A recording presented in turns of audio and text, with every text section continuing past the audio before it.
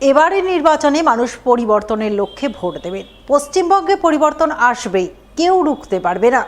মঙ্গলবার মথুরাপুরের ঐতিহ্যবাহী শ্রী শ্রী রক্ষা কালী মাতার মন্দিরে পুজো দিয়ে ভোট প্রচারে বেরিয়ে কার্যত এমনটাই দাবি করলেন মালদার মানিকচক বিধানসভার বিজেপি প্রার্থী গৌরচন্দ্র মণ্ডল। এদিন তিনি সস্ত্রীক রক্ষাকালী মাতার মন্দিরে পুজো দেন। পুজো দেওয়ার পর ভক্তদের মধ্যে লাড্ডু ভোগ বিতরণ করেন। ভোগ বিতরণ পর্ব শেষ করেই ভোট প্রচারে বের হন। মন্দির সংলগ্ন কাহারপাড়া, ধর্মটোলা, কর্মটোলা সহ বিভিন্ন এলাকায় পায়ে হেঁটে ঘুরে ঘুরে ওয়াল পোস্টারিং করেন। ভোটারদের ধরে ধরে তাদের সঙ্গে কথা বলেন, তাদের বিজেপির পক্ষে ভোট দেওয়ার আবেদন জানান। পরে বিজেপি প্রার্থী গৌরচন্দ্র মণ্ডল সংবাদ মাধ্যমের মুখোমুখি হয়ে দাবি করেন, এবারের নির্বাচনে মানুষ পরিবর্তনের লক্ষ্যে ভোট দেবেন। পশ্চিমবঙ্গে পরিবর্তন আসবেই, কেউ রুখতে পারবে না।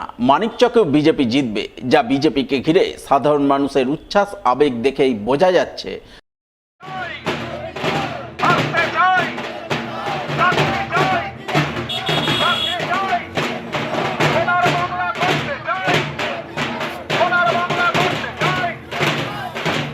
পাল্টানো দরকার, চাই বিজেপি সরকার। পরিবর্তনের লক্ষ্যে পশ্চিমবাংলাবাসী এবার ভোট দেবে। সেই হিসাবে মানিকচক বিধানসভা স্বতঃস্ফূর্ত মানুষের উৎসাহ আনন্দ দেখে এখনই বিজেপি জিতে গেছে। আর পশ্চিমবাংলা পরিবর্তন আসছেই, কেউ রুখতে পারবে না। আমরা আজকের প্রচারের অঙ্গ আমাদের সবচেয়ে বড় জাগ্রত মথুরাপুর কাহারপাড়ায় মা রক্ষাকালীর পূজা দিলাম সকলে মিলে, সমস্ত কার্যকর্তা মিলে, এবং আমরা প্রচারে নেমে পড়লাম। মা রক্ষাকালী সবার মঙ্গল করে এবং সবাইকে ভালো রাখে এবং সকলের মনস্কামনা পূর্ণ করে। খুব জাগ্রত, প্রচুর জাঁকজমকভাবে পূজা হয় এইখানে। আমরা মা রক্ষাকালীকে মানি, আমরা পূজা দিয়েছি সকল মিলে এবং প্রচারে নেমেছি এটা। এবং এটাও বলবো মা রক্ষাকালীর কাছে যে সকলকে ভালো রাখুক, মানিকচকের সন্ত্রাসমুক্ত মানিকচক হোক, মানিকচকে সোনার মানিকচক হোক, এই কামনা করেছি। মানিকচকের মানুষ সুস্থ থাকুক, ভালো থাকুক, পাশাপাশি তাদের সেবা করতে পারে, এই কামনা করে আজকে মানুষের কাছে প্রচারে আমরা সমস্ত কার্যকর্তা নেমে গেছি। মঙ্গলবার মথুরাপুরের ঐতিহ্যবাহী শ্রী শ্রী রক্ষাকালী মাতার মন্দিরে পুজো দিয়ে জয়ের প্রার্থনা করে ভোট প্রচার শুরু করলেন মানিকচক বিধানসভার তৃণমূল প্রার্থী কবিতা মণ্ডল। এদিন তিনি মানিকচক পঞ্চায়েত সমিতির সভাপতি পিঙ্কি মণ্ডল সহ অন্যান্য তৃণমূল নেতাকর্মীদের নিয়ে মথুরাপুর কাহারপাড়ার রক্ষাকালী মাতার মন্দিরে পুজো দেন। পুজো দেওয়ার পর মন্দিরে আগত ভক্তদের মধ্যে লাড্ডু ভোগ বিতরণ করেন। এরপর তিনি মন্দিরের আশপাশের বিভিন্ন এলাকায় ডোর টু ডোর প্রচারে যান। বাড়ি বাড়ি গিয়ে ভোটারদের লক্ষ্মীর ভাণ্ডার, কন্যাশ্রী, রূপশ্রী, যুবশ্রী প্রকল্পের পক্ষে ভোট দেওয়ার আবেদন জানান। তৃণমূল প্রার্থী হিসাবে তাকে বিপুল ভোটে জয়ী করার আবেদন জানান সাধারণ ভোটারদের কাছে।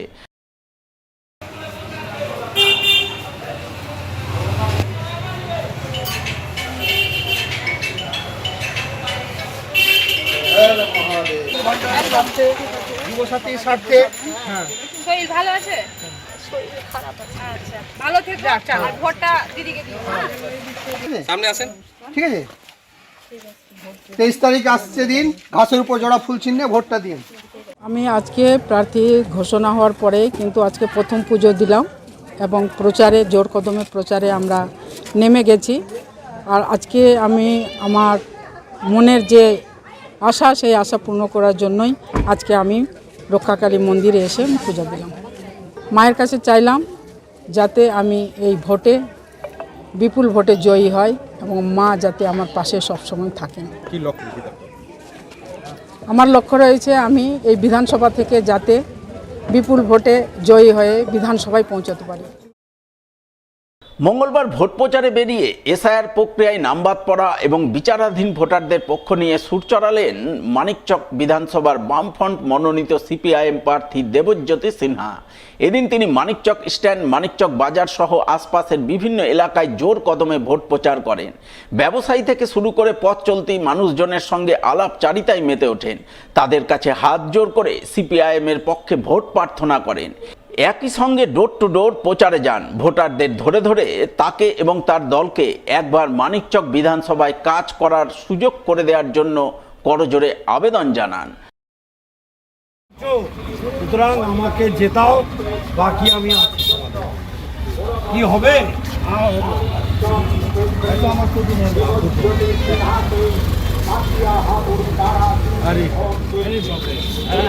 পরিস্থিতি যা আছে পরিস্থিতিকে একটু ভাবিয়ে দাও।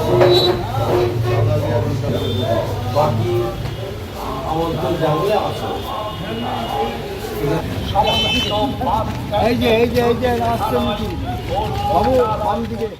এই যে বাজার proper Uglitola, Koriya Sultanpur, library booth, এই বুথগুলোতে আমি বাড়ি বাড়ি মানুষের কাছে আশীর্বাদের জন্য গেলাম। এবং সবচেয়ে বড় সমস্যা যেটা এখানে হচ্ছে, উগলিটোলা বুথে 600 এখন লজিক্যাল ডিসক্রিপেন্সিতে অ্যাডজুডিকেশন হয়ে আছে। বিশেষ করে মুসলিম মানুষ যারা আছেন তাদের ভোটার লিস্টে এখনও অ্যাডজুডিকেশন একটা বিরাট সংখ্যক। এবং আমি যা জেনেছি, কালকে যে রাত্রে লিস্ট বেরিয়েছে সেটা দক্ষিণ চণ্ডীপুর এসছে।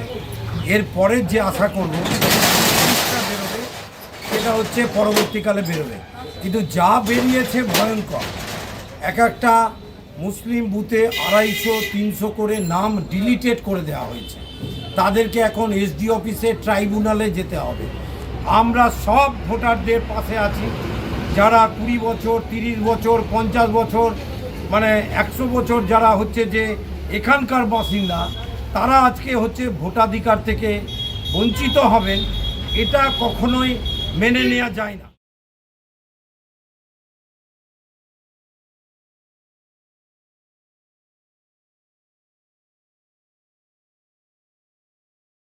আসন্ন বিধানসভা নির্বাচনের প্রাক্কালে মালদার চাঁচল 1 নম্বর ব্লকের মহানন্দপুর গ্রাম পঞ্চায়েত এলাকায় কংগ্রেস দলে ভাঙন ধরালো তৃণমূলের 3 গ্রাম পঞ্চায়েত সদস্য সহ বহু কংগ্রেস কর্মী যোগদান করলেন তৃণমূলে। সোমবার রাতে এই যোগদান কর্মসূচি সম্পন্ন করেন চাঁচল বিধানসভার তৃণমূল প্রার্থী প্রসূন ব্যানার্জি। এদিন তার হাত ধরেই কংগ্রেসের 3 পঞ্চায়েত সদস্য সহ বহু কংগ্রেস কর্মী তৃণমূলে যোগদান করেন। কংগ্রেস ছেড়ে তৃণমূলে যোগদানকারী পঞ্চায়েত সদস্য এবং চাঁচল বিধানসভার তৃণমূল প্রার্থী প্রসূন ব্যানার্জি দাবি করেন, তৃণমূলের উন্নয়ন দেখেই এই যোগদান হয়েছে। এর ফলে মহানন্দপুর গ্রাম পঞ্চায়েত এলাকায় অনেকটাই সাংগঠনিক শক্তি বৃদ্ধি হয়েছে তৃণমূলের। কৃষ্ণপুরে জিতবে কে? হরিয়ানপুরে জিতবে কে? গঞ্জনাতে জিতবে কে? জগন্নাথপুরে জিতবে কে? আরে চাঁচল বিধানসভায় মা মাটি মানুষের আদর্শ অনুপ্রাণিত হয়ে, মমতা বন্দ্যোপাধ্যায়ের এবং অভিষেক বন্দ্যোপাধ্যায়ের আদর্শ অনুপ্রাণিত হয়ে আজকে আমাদের সকলের প্রেজেন্সে উনি আমাদের এই বৃহৎ তৃণমূল পরিবারের সদস্য হলেন। আমরা উন্নয়নের জন্য বদ্ধপরিকর। এই অঞ্চলের যা কিছু সমস্যা আছে, এখন যেহেতু এমসিসি চালু আছে, আমি ব্রেকডাউন করে বলছি না, কিন্তু দিদি যখন কথা দিয়েছেন যে এই অঞ্চলের তথা চাঁচল বিধানসভার এবারে চোখ ধাঁধানো উন্নয়ন হবে, তখন আর নিশ্চিত থাকতে পারেন যে এই এলাকারও, এই মহানন্দপুর এলাকারও বা এই অঞ্চল, এই জায়গাটারও আমরা বিশেষভাবে নজর দেব। কারণ এবার লড়াইটা তো আরিয়া পারে লড়ছি আমরা, তো ফলে এবারে আমাদের সঙ্গে যারা শরিক হচ্ছেন এবং আগামী দিনে হবেন, তাদের এলাকাগুলোতে আমরা বিশেষ করে নজর দিয়ে উন্নয়নের হাত বাড়িয়ে দেব। যদিও কংগ্রেস নেতৃত্ব এই যোগদানকে মোটেই আমূল দিতে রাজি নন। চাঁচল 1 নম্বর ব্লক কংগ্রেসের সাধারণ সম্পাদক কাজী আতাউর রহমান জানান, যারা কংগ্রেস ছেড়ে তৃণমূলে যোগদান করেছে তারা অনেক দিন ধরেই ডামাডোল পরিস্থিতির মধ্যে ছিলেন। দলের সঙ্গে তাদের কোনো যোগাযোগ ছিল না, তাই এই যোগদানের ফলে কংগ্রেস দলের কোনো ক্ষতি হবে না। এরা দীর্ঘদিন ধরেই একটা টানাপোড়েন চলছিল এদের মধ্যে। মহানন্দপুর অঞ্চলে জিপিতে আমাদের প্রধান কিন্তু বর্তমানে নেই। সিপিএম কংগ্রেস সমান সমান হওয়ার ফলে ওরা একজন কংগ্রেসকে নিয়ে প্রধান গঠন করেছিল। পরবর্তীতে মামলায় তার সদস্যপদ খারিজ হওয়ায় সমান সমান হয়ে যায়। উপপ্রধানের দ্বারাই পরিচালিত মহানন্দপুর গ্রাম পঞ্চায়েত। এখন এদের যে ভাগবটোয়ারা, এইসব নিয়ে একটা সমস্যা চলছিলই। তার মাঝে টোপ দিয়ে যেটা করে টিএমসি, কংগ্রেসের 3 জন মেম্বারকে ভাঙিয়েছে। এবং এরা দীর্ঘদিন ধরে বলতে গেলে পার্টি থেকে ডিটাচ ছিল। হয়তো পার্টির কারোর সাথে যোগাযোগ রেখেছিল, কিন্তু মূল পার্টি থেকে ডিটাচ ছিল এরা।